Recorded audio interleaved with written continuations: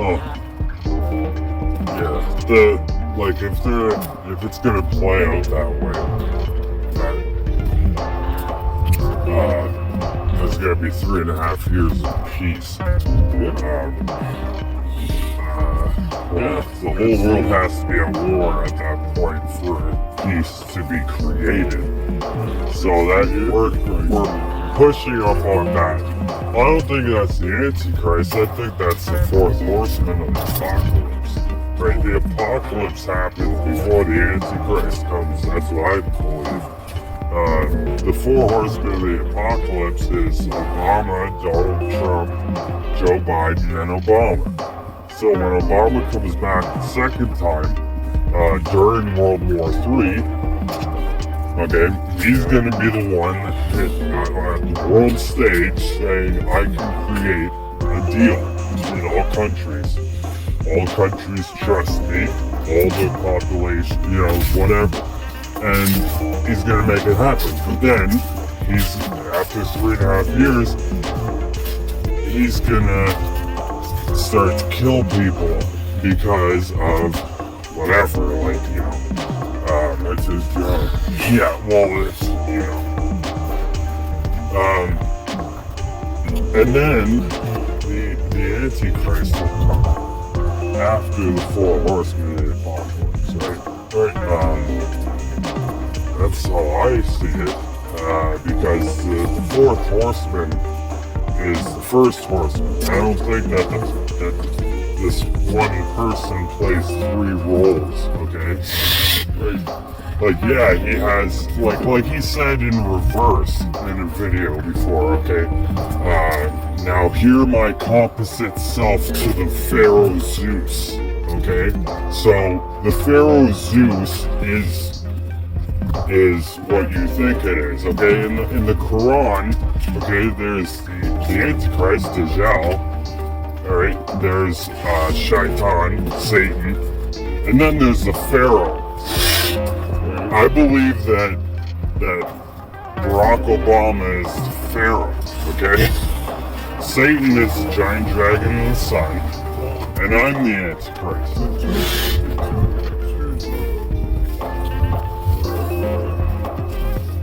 Actually, it's a video. Freaking Obama looked at it. Yeah. And he said, well, it looks like somebody we know.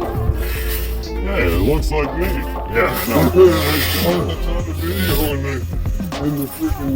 Because he is the Pharaoh. Because that's why you think his face would be there.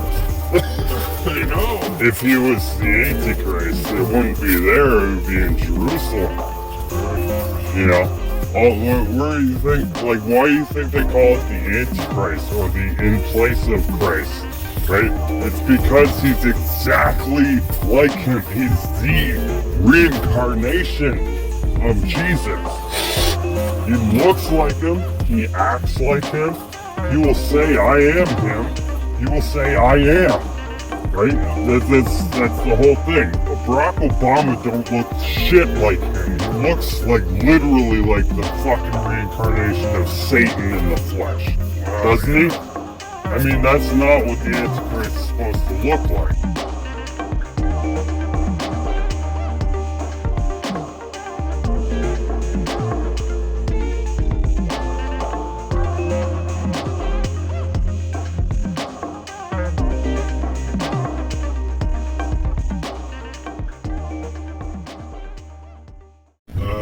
Another random thing I want to talk about.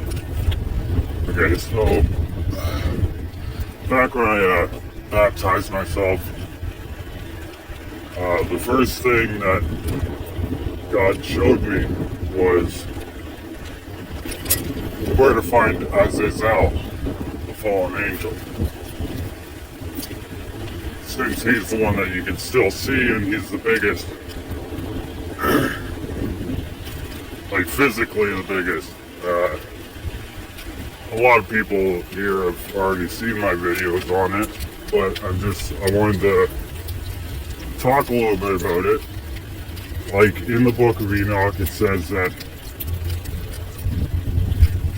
the mighty kings of the earth and the men of renown were called together by God to form the chains of immeasurable weight, to bind Azazel in a hole in Dudael until the great day of judgment, right? So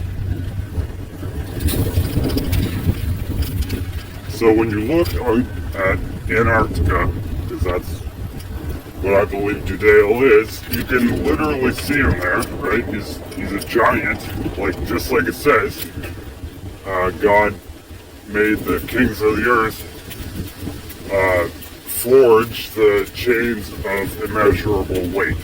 Now, when you hear the words immeasurable weight, it's because you can't measure it. The object is too big. Okay? When you see my videos or you see it on Google Earth yourself, it's like, its face is about 14 kilometers tall, and it's looking up, and you can see the chains, right? It's like wrapped around its neck, a couple over his face, and the rest underneath where you can't see, wrapped up his body. And it's wrapped around the mountain that's right beside there. I'm pretty sure that's what it looks like anyway. So what I'm saying is, well, does that mean that the kings and the men of renown are the same, right? Because the men of renown are the exact same, just as in the Bible, right? They're Nephilim, they're half-breeds, they're part angel and part human. So they're huge, right? Well, some of them. I'm sure not all kings were giants, right? So when you think about it, it's like, okay, so there's men of renown, and there's the great kings of the earth, right?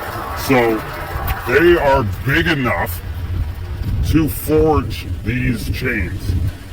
Now I know Nephilim are about 35 feet tall. Yeah, and that's a huge body mass, right? It's proportionate. Think about me being 150 pounds, 6 foot tall.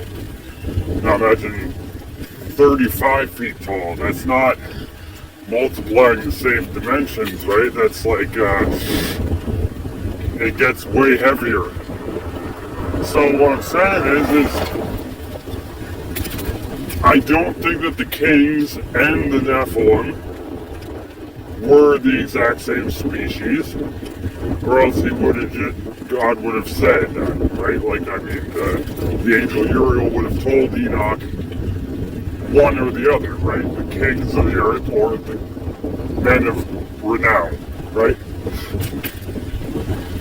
But he says both. I think that's because there were human kings, and they were kings because they were put in place by God to be kings, right?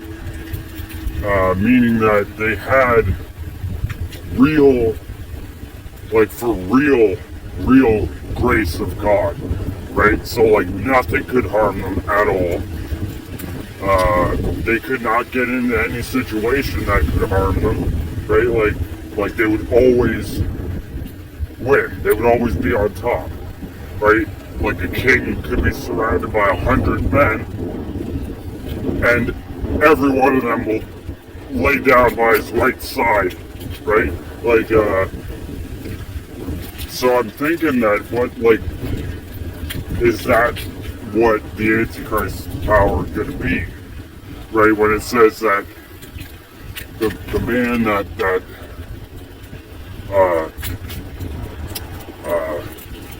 keeps his faith and withstands the tribulations and everything, he will gain a rod of iron to rule the world with, right?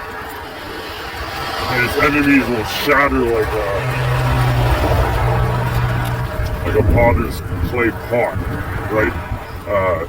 So is it saying that once this person, whoever the Antichrist is, once he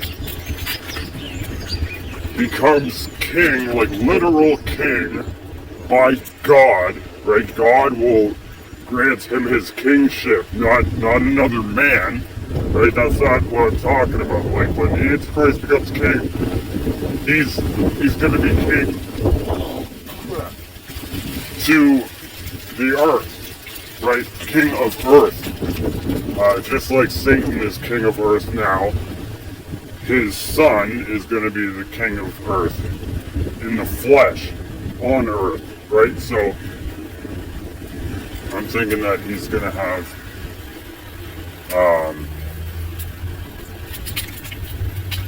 what do they call that?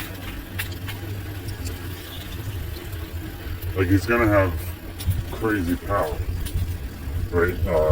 They call it the Morning Star. I think that's control over this place, over the elements, over all things, all energies.